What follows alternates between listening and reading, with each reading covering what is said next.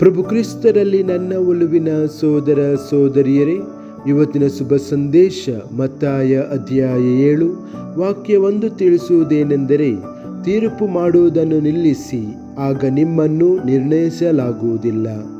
ಚಿಂತನೆ: ಇತರರನ್ನು ಖಂಡಿಸುವುದನ್ನು ತಪ್ಪಿಸಲು ಯೇಸು ನಮಗೆ ಕಲಿಸುತ್ತಾರೆ. ಆಗಾಗ್ಗೆ ನಾವು ನಮ್ಮ ಸ್ವಂತ ದೌರ್ಬಲ್ಯಗಳನ್ನು ಕಡೆಗಣಿಸುತ್ತಾ ಇತರರ ತಪ್ಪುಗಳನ್ನು ಗಮನಿಸುತ್ತೇವೆ.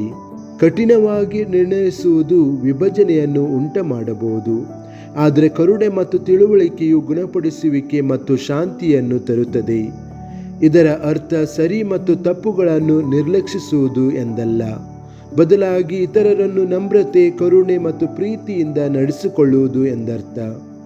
ದೇವರು ಮಾತ್ರ ಇಡೀ ಹೃದಯಗಳನ್ನು ನೋಡುತ್ತಾರೆ ಎಂಬುದನ್ನು ನೆನಪಿಡಬೇಕು. ನಾವು ಕರುಣೆಯನ್ನು ತೋರಿಸಿದಾಗ ದೇವರ ಕರುಣೆಯನ್ನು ಪಡೆಯಲು ನಾವು ನಮ್ಮನ್ನು ತೆರೆಯುತ್ತೇವೆ. ಪ್ರಾರ್ಥನೆ: ಕರ್ತನಾದ ಯೇಸುವೆ, ನನ್ನ ಹೃದಯದಿಂದ ತೀರ್ಪುಗಳನ್ನು ತೆಗೆದುಹಾಕಲು ನನಗೆ ಸಹಾಯ ಮಾಡಿರಿ. ನಿಮ್ಮ ಕರುಣೆ ಮತ್ತು ಕರುಣೆಯ ಕಣ್ಣುಗಳಿಂದ ಇತರರನ್ನು ನೋಡಲು ನನಗೆ ಕಲಿಸಿರಿ.